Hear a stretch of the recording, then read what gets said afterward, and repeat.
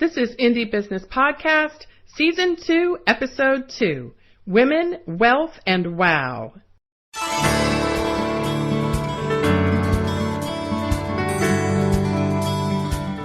Hello, and welcome to this episode of the Indie Business Podcast.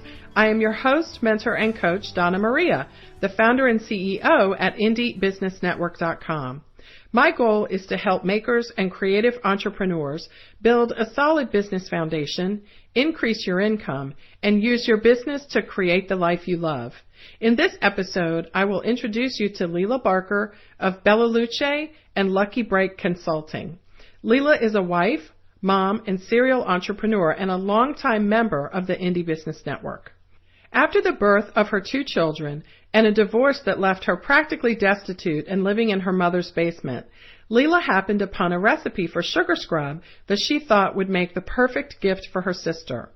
After whipping up a few batches, a friend offered to take the scrub to a local spa to see if the owner might be interested in buying some and selling it to customers in her store. Lela was skeptical, but her friend returned a few hours later with a $300 order, and the ensuing events landed Lela in my inbox via a membership application in March 2005. Fast forward 10 years, and Lela has grown her business into 3 separate businesses, Bella Luce, Lucky Break Consulting, and a nonprofit called From Morocco with Love.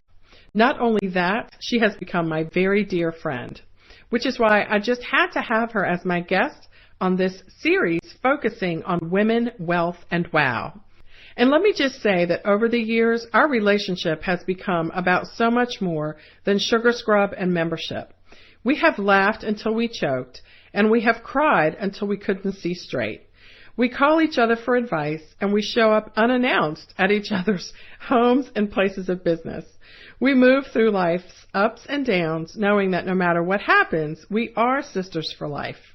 Lela is my sister from another mister, and I wish everyone could have a business relationship that turns into a friendship like the one we have. Lela is smart, and she's fun, and I get to see her in a few short weeks when I host my 5th Indie Cruise Mastermind event. I am very, very excited to bring you my friend and longtime Indie Business Network member. You can get a summary for this episode at IndieBusinessNetwork.com/15. I'll be right back with Lela Barker.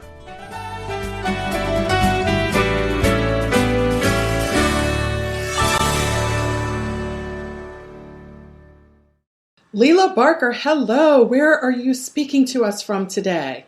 I'm coming to you live from Lucky Break and Bella Luce World Headquarters, which happens to be the front office of my house. I have a pup at my feet, a cup of coffee in my hand. It's a good morning. You work from your home office. Is that not glorious? It is pretty frigging fantastic. Yes. Bella Luce has a facility that's 2.5 miles from the house, but 90% of my time is spent in a plush leather chair with a roaring fire and a dog at my feet. It's pretty great. It is wonderful. And so great to talk to you. Our series is Women, Wealth, and Wow. And just the beginning of this conversation is already Women, Wealth, and Wow. You are building your business, creating the life you love on your own terms. Absolutely. It's the best thing ever. Entrepreneurship has been, aside from motherhood, the most transformative experience of my adult life.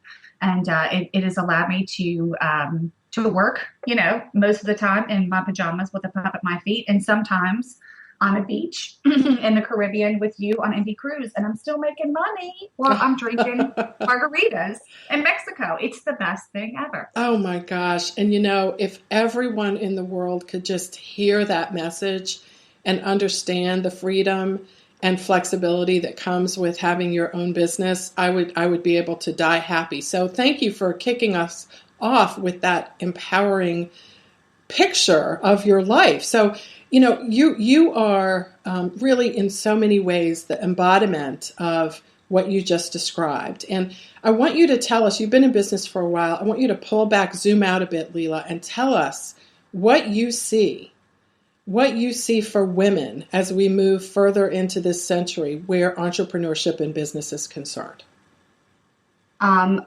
Ridiculous amounts of promise. That's how I see us.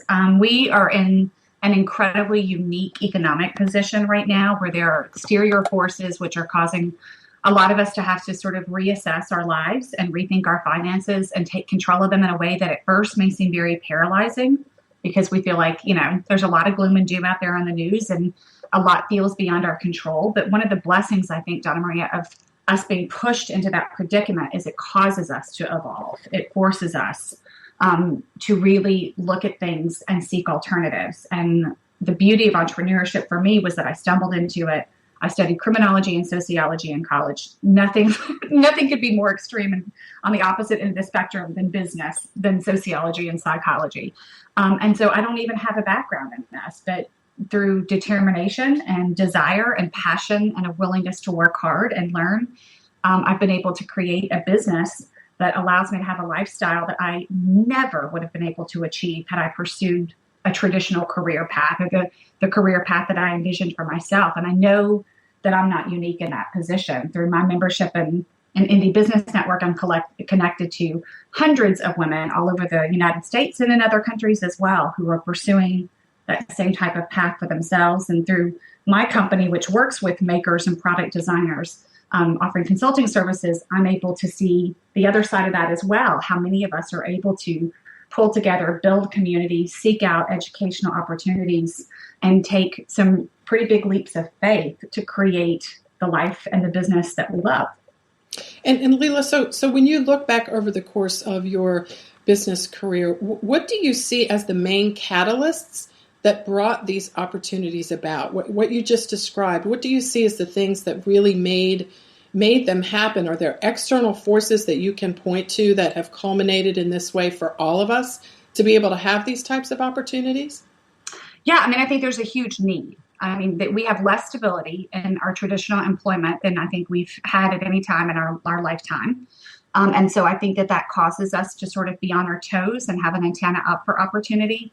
I also think that the internet has just, I joke with my kids, Donna Maria, that we didn't have internet in high school. Like when I needed to do a report, we had to go to the local public library and pray that someone didn't have the encyclopedia you needed and then take notes. And, the internet just wasn't around, and it so revolutionized just our lifestyle, even in the last 20 years, but it's connected us and brought us together. It's put business resources at our fingertips.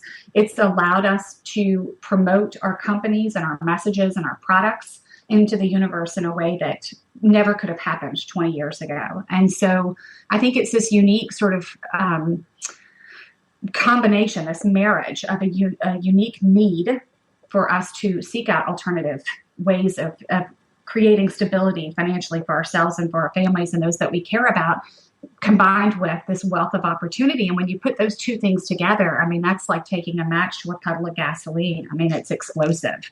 And I think you mix that in with passion, which certainly indies are not short on. There's no dearth of that. You put those together, need, an opportunity, and passion, and that is a powerful, powerful combination of factors. And I think that's what's leading this revolution of entrepreneurship in America in general, and female entrepreneurship in particular. And Lela, in your opinion and experience, what is it that entrepreneurship does for a woman inside her heart? Ooh, what does entrepreneurship not do for a woman inside of her heart? That might be a faster answer. I can speak from my own personal experience and also from experience of what I've observed. I'll start with my experience first. When I started my journey as an entrepreneur, I was a single mom. I had 2 toddlers. I was in the midst of an incredibly intense, expensive, emotionally draining divorce. And I had just moved across the state and into my mother's basement. Talk about humble pie. To regroup and take care of my kids. And I stumbled into entrepreneurship by accident. I didn't have a lot of resources. I didn't come from an especially entrepreneurial background. I didn't study business in college. But I had an idea, and I had somebody that believed in me, which was my mama, even when I didn't believe in myself. And I started a business, and 11 years later, I have a well-worn passport. I work from home in my pajamas, braless quite often. Can I say that I'm braless quite often? Do we have to cut that? We can keep that, can't we? Absolutely. All right. I work braless a whole lot, people. I set my own hours. If I need a week off, I take a week off, and I don't need permission from anybody. I've started 3 companies. If my kid wants to go in an Ivy League school and I haven't saved that money yet, because we got a late start on college savings because of our early years, then you know what? I launch a new product. I start a new company. I make those funds. My ceiling of my income potential is limitless. So for me, in my heart, it's been a revolution because I feel completely empowered. I feel unstoppable. I have learned so much about myself and my ability to push through struggle and to reinvent myself. And then through my connection to other independent business women and through the services that I offer, I'm able to have a front row seat to so many other women who are having that same sort of transformative experience where we realize that we hold the keys. And for the first 30 years of my life, I thought life sort of happened to me. And I think if entrepreneurship has given me anything, it has given me the ability to understand that I hold the keys.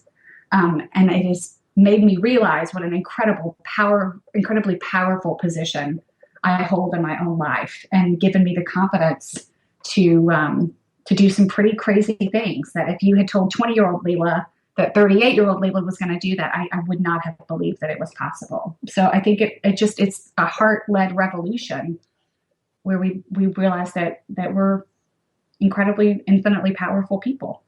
Lela, what has been the hardest part about coming to those realizations? Because what you've just described is really a journey of years. It's not something that happens overnight. I sense that from you. I know it personally, but I sense it from you and what you're saying. What have been some of the challenges as a woman that you've had to overcome internally to go from life is happening to me to I hold the keys? I know that we all have our struggle, and our struggles are unique in many ways and common in many ways as well. And none of our stories are identical, but I do find a lot of commonality between stories. For me personally, I mean, in 38 years, I have unexpectedly become pregnant. Like, I didn't plan for that, but it's been the biggest delight of my life. I have battled cancer. I have battled cranial tumors twice. I have battled divorce. I have battled bankruptcy. Like, I have had my road to hoe. And I think that for me personally, I had to be totally broken down. I think my divorce and the ensuing bankruptcy and the humble pie of living in my mama's basement and being on food stamps really brought me to a place where I was open to anything. And in those moments of incredibly intense struggle where I was saying, you know, I went to university on a completely full scholarship. They paid me to go to their school because I had such promise and had worked so hard in high school. And at 26, you're in your mom's basement with 2 toddlers, a half crazy, soon to be ex-husband, legal bills mounting, and an identity crisis where I remember feeling at 26, Donna Maria, I remember like rolling into a fetal position on my bed in mama's basement and thinking, I am 26 years old and it is over. Like, I have no idea what happened to my promise. I have no idea how I'm going to provide for these kids and find my way out of this. But I think because I'm such a stubborn person that I almost had to be broken down to that space, to that very raw place where I was willing to say, you know what, I will try anything because this sucks so hard. And I'm going through hell, but I've got to keep walking and we will find a way. And that, in a weird sort of way, that intense struggle brought me to a place where I would try anything, where I was open to anything, where nothing seemed impossible. And I was really ready for some type of radical effort. And I started the company with $500. I cleaned people's toilets to take my pictures for me. I swapped writing skills for website development skills. I made things 2 bottles at a time. I sold my rug. I sold the tiny bit of jewelry that I took from my marriage. I mean, I sold anything. And I worked 100-hour weeks. But doing that 11 years ago and continuing to do that, it wasn't a short period of time. That was an extended period of time. And there have been times of ease where things are sort of igniting and we coast for a while and then things get hard because we're launching something new or we've got a unique struggle or we're about to level up in the business and building scaffolding to go to the next level. So it's always sort of, for me, this ebb and flow where it's easy. Oh my God, it's not easy. It's easy. It's not easy. But 11 years in, I know that it's possible. And so when it's not easy, I know that that is not doom and that is not failure. That is just temporarily, this is not easy. But there are always struggles, even within Bella Luce. I mean, we've been dragged into a trademark dispute that had a 7-figure lawsuit attached to it. We've had a business deal with Shop at Home Television where we set new sales records for them one month.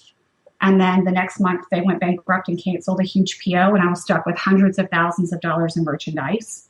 We have employees, and those employees sometimes, you have to let employees go, and that's painful. 2 days ago, I haven't even told you this yet, Donna Marie. 2 days ago, Bella Luce flooded overnight, and we're closed right now because there has to be asbestos surveys for us to get into the walls to do the repairs. And right now, like literally, my office is shuttered today, and I'm having, after this interview is done, I'm going to the office to meet the environmental consultants who were there in hazmat suits yesterday to continue to do more tests that are going to cost thousands of dollars and have to, it's a mess. But you know what? Yes. We're going to deal with it. And we're going to open on Monday. Yeah. And entrepreneurship has taught me to roll with the punches. Yes. And it's nothing's fatal. We'll get through it. Absolutely. And entrepreneurship can be very messy. And what you described just leads me to think about whether, in your opinion, there's some truth to this statement that, the success of your business, of course, it's dependent on having a good product. Of course, it's dependent on you doing your marketing and, an endless list of things. But it's also dependent on your ability to ebb and flow in the description that you just gave, to just be able to take that 2 days, 3 days when not a single order comes in and not lose your mind. Yeah. And then when the hundreds flow in, make sure you don't think it's going to be like that forever. Girl, don't be talking about hundreds. Don't come at me with hundreds. I'm talking about thousands. Okay, this is the Women, Wealth, and Wow. When the thousands come, remind yourself that there's going to be a hard day one day next week. Yeah, I mean, I think it's important that we educate ourselves, that we know what we're doing, that we have a skill set, that we have a good product. But more than anything of that, I think that drive and that tenacity and that ability to ebb and flow is the single most potent ingredient. That's the foundation. And then if you can build upon that foundation, good business smarts, a great product, well, that's the gas, the jet fuel in the engine, if you will, that gets you where you need to go. But if you don't have that tenacity, that passion, and that drive, then you can have all those other things and you're not going to be successful. And when you just mentioned that word wealth, and interestingly, I was talking hundreds, you were talking thousands, we could talk millions, we could talk an endless number because we have the keys, right? But in terms of that term, it's such a loaded term. And I think over the years, it has been used and misused in a variety of ways. And one of the things that I'm noticing is the fun variety of ways that people define that terms to create the kind of life that they really, really want to have. So what is wealth to you? What are the different variations of wealth that exist in your life? And what do you see for us as women today and on the horizon where that's concerned? That's a juicy question, Donna Maria. Wealth for me is, the first thing that I think about is dollars in a bank account. But beyond that, those dollars really just represent opportunities. For all of us. That's all money ever buys you, is opportunities. To me, I determine my wealth or my success, not necessarily by how many commas and zeros are on the bank account, that is a great reflection, but in the fact that if my kid's sick at school, I'm home. Like you call me, I'm home, and I can take 2 days and be a mama. To me, that's wealth, because it's flexibility. My wealth is reflected in my well-worn passport and the fact that I just had to go get a new cover for it the other day because it's so worn out. My wealth is measured in the richness of my relationships that I'm able to have with my children, my family, my husband, because I can be present at home every day.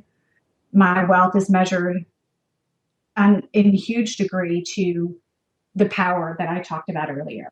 That is probably my biggest singular asset as a person, is the understanding of the power that I have. And to me, that's probably the best, not necessarily the initial indicator of wealth when you say that word, but to me, that's the most profound definition, is the feeling that I have within myself. This is getting very woo-woo, but the feeling within myself to just know that I can do whatever we need to do. Whatever needs to happen, we can make that happen. That's an incredibly powerful feeling. And to me, that equals wealth. You know, Lela, I'm glad you mentioned the word woo-woo, even though I don't even know. Is that a word? I don't know. It is a word. It is really now. Glad it is, because we made it a word because we hold the keys.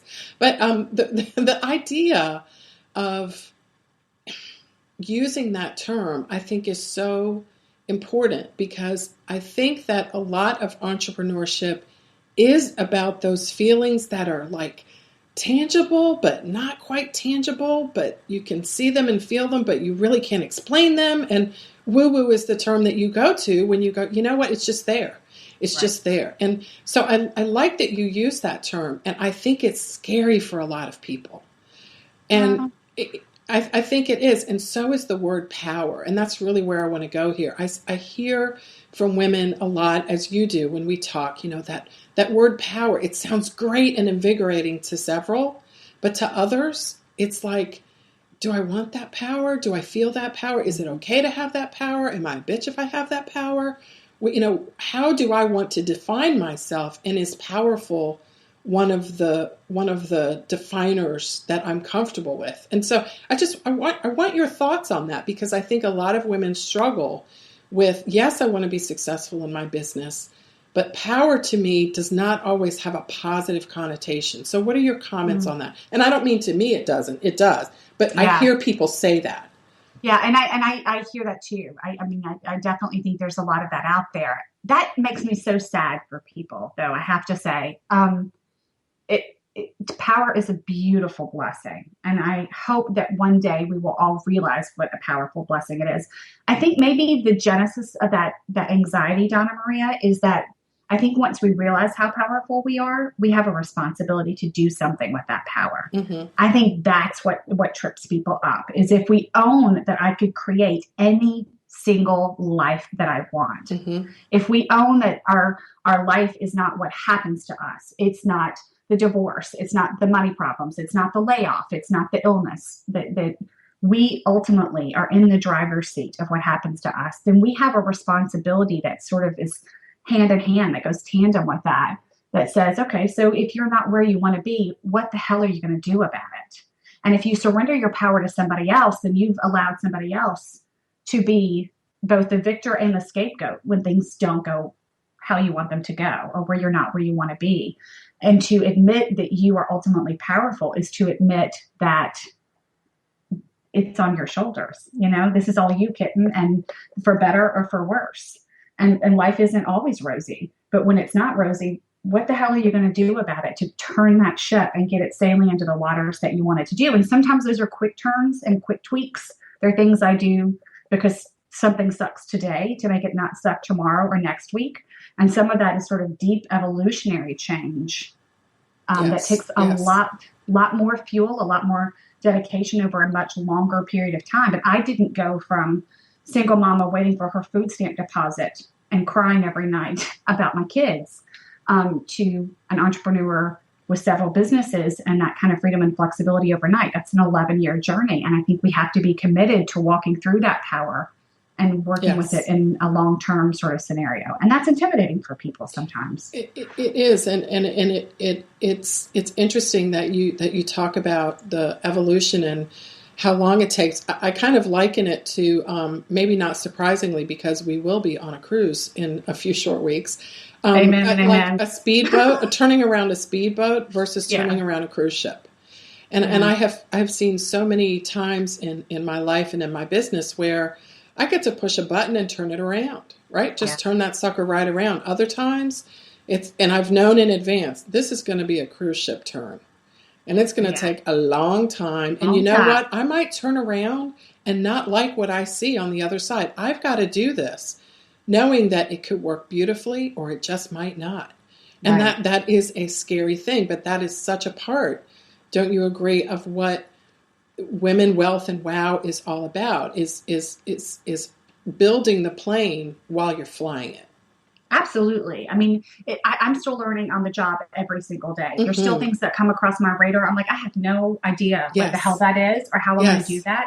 But that is the beauty of us being connected to one another Yes. through entrepreneurial organizations like yours, through, forums on the internet, Yes. through all these different communities, locally and virtually. Mm-hmm. And that's the power of having all of the classes and the resources and the consultants and the trade networks. I mean, the amount of material that is at our fingertips, either for free or at a very reasonable cost to build our businesses is awe-inspiring. It is so incredible. And it's never been richer. It's never been more affordable. Richer meaning that's as readily available and as quality, I think, as it is now. And it's never been more possible for us. But again, that taps back into that power. So if you don't like where you are, what tangible steps are you going to do today in the short term to do the speedboat turn and in the long term to do the cruise ship turn? And you know what? If you end up getting in choppy water, you're going to have to turn again. But that's okay, because you know what? There are cute boys on that cruise, and there are cocktails everywhere. And you're just gonna do what you got to do and enjoy the ride and turn again. And you keep turning until you get into the safe crystal blue water, whatever that water is for you. Yes. And then realize that as you continue to sail, it's not always going to be crystal blue. You're going to have to turn again.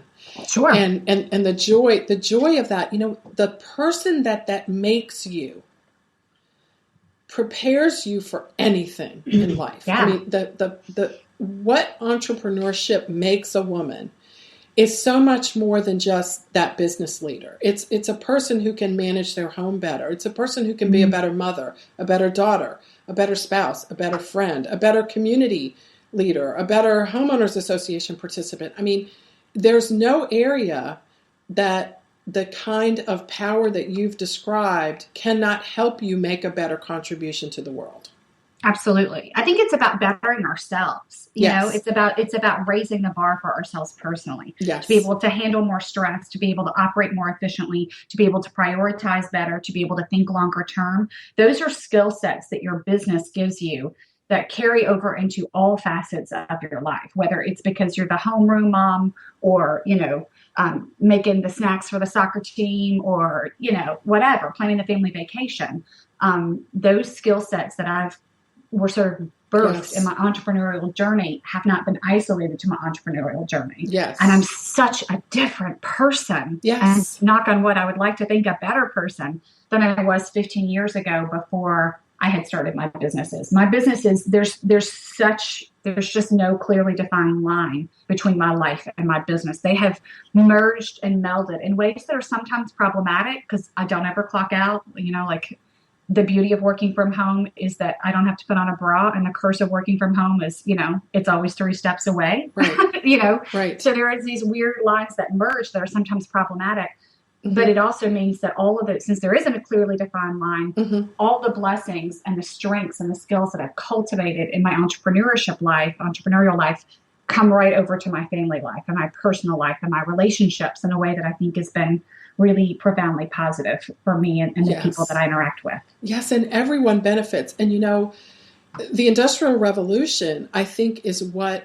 put the great distinction between our personal lives and our work-related lives. When I look back at my grandparents, they were farmers, and they owned land, and they sold, cucumbers and tobacco, and my grandmother was a seamstress, and she fixed everyone's clothes in the area. And their lives, there was no division. They were picking something in the fields, and so were their children. My grandmother was at the sewing machine, and this was done during the day. They were homeschooling half the time because the kids couldn't get to school in a very rural area in North Carolina. So everybody chipped in and did various different things at their level of aptitude that contributed to the family. Sure. And so the problems that they had were just, I got to finish making this rug before dinner's ready. So I send my oldest daughter in there to fix the chicken. It's just, that's just how it is. And I think becoming used to that and being okay with that, in my family anyway, has been just liberating for everyone, because don't we want our children, especially now, to grow up seeing that they can create as much of a divider as they want. They can put the whole thing together in a pot. They can draw a bright line, and this is my office, and you can never, ever come in here. And you can figure it out and fix it up the way you want it. Mm-hmm. And I love that. And then you can change it when it doesn't work anymore, because as a mom, you know, right, what you fix up when your kids are 5 and 7 is not going to be what you fix up when they're 10 and 12. Yeah, so absolutely. Being able to adjust to that is just again, great power. And when you talked about power, Lela, it made me think about how knowing that you have that power, it puts that responsibility on you, which the next thing people often think of after that is, oh my gosh, what if I fail? Yeah.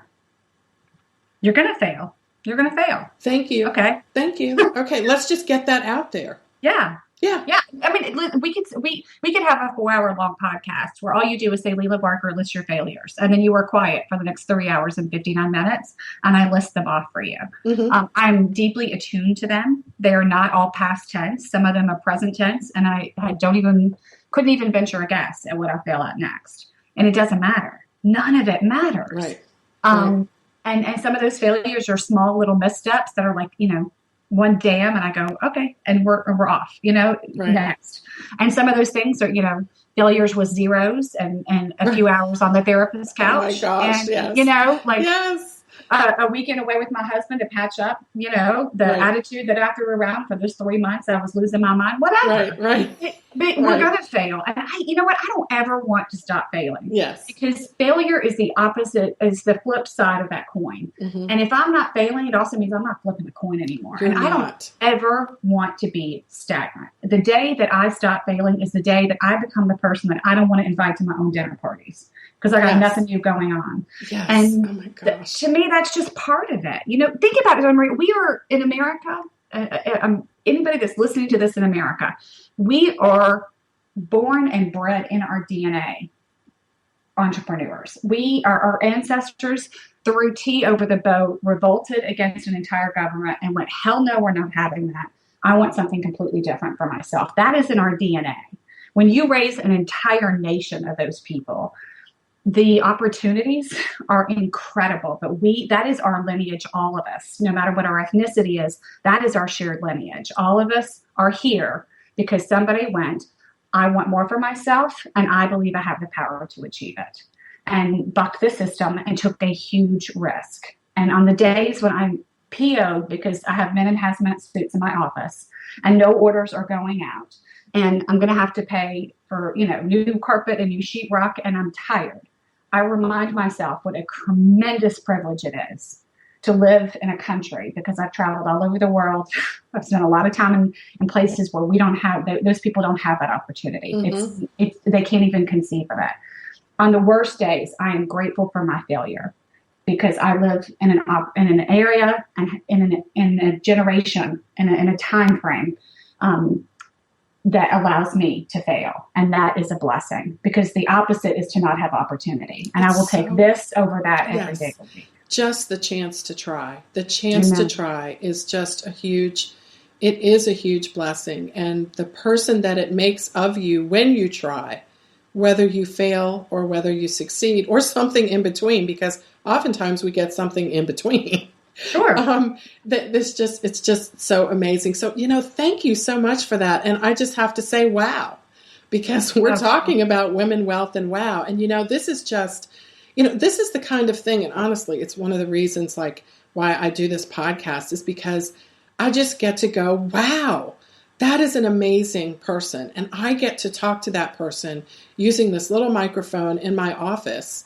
And I get to learn, and I get to see, and I get to be inspired, and put this information and this information out into the world where others can embrace it and learn from it. And that's why I wanted you to be our first guest this in season 2, because we are equipped to do amazing things, and the environment that we now find ourselves in allows us to say, we can maximize our chances of success by doing nothing just because of the time we're living in right now.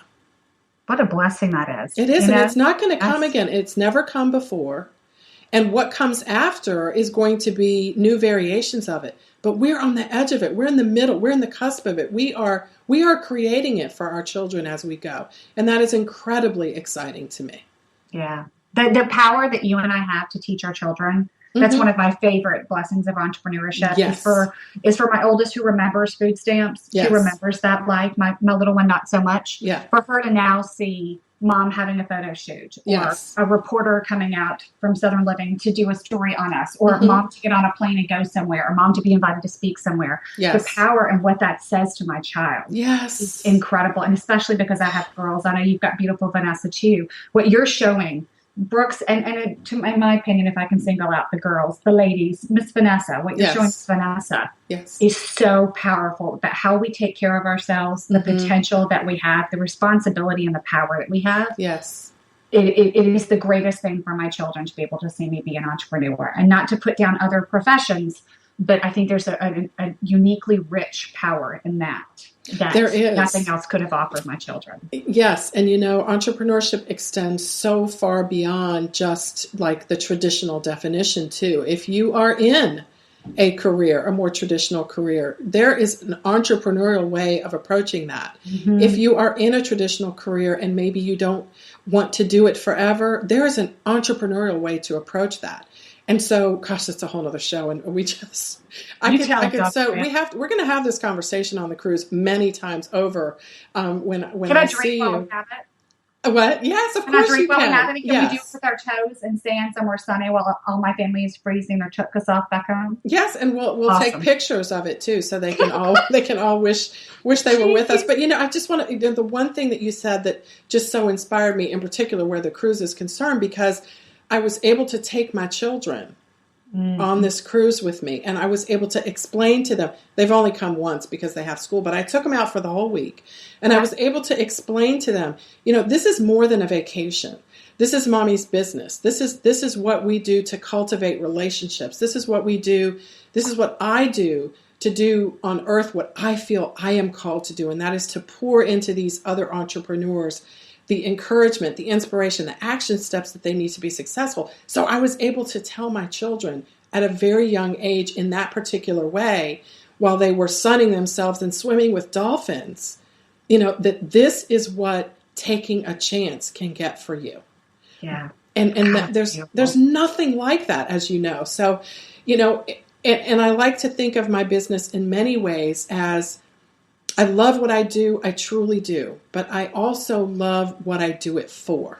Yeah. And that in many times, as I know this is the case with you, because we've had so many conversations, and, and just for our listeners, Lela, who might not know, I mean, we have cried snot together. We have done we have done, and it has brought us closer, but it has also given us more to share. Yeah. And there's a depth of this relationship that is beautiful to me. And I think that you're one of the biggest blessings in my life, and have been for many years now. And I think it's what's so great about women who walk this journey together is there is a depth of the relationship that is so profound if you will let other people in and not see them as your competition or somebody that you are or need to keep an eye on. If you can just open yourself to the opportunities that these relationships bring. You and I could write a book on some of the things that we've been through. I don't know that we should, but we could. And it's amazing to me how powerful it is to have people to lean on and to walk this journey together, and how that enriches the entire experience. It's really cool. Well, for now, Miss Lela, this podcast will be our book. All right. And we'll leave it there for a bit. But before we go, I want you to tell us where we go online to get your services, your products. Where do we buy them? How do we learn more? Awesome. I appreciate that opportunity. So I run a bath and body company called Bella Luce.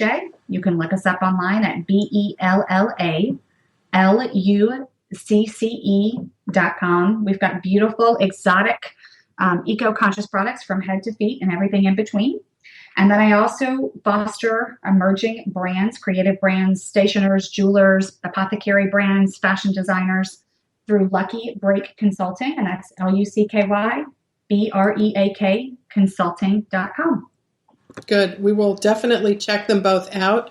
You have a lot of classes that you offer at luckybreakconsulting.com. And I just have to say, if you land at bellaluce.com and you don't know what to do, look for the Manuka honey drizzle. Oh, girl, that's a good time, isn't it? Girl, that is all. That is all. I love that product too. It's awesome. Thank you for joining us, Lela. We'll see you next time. Thank you so much for having me. Take care, everybody. Bye-bye. Bye-bye.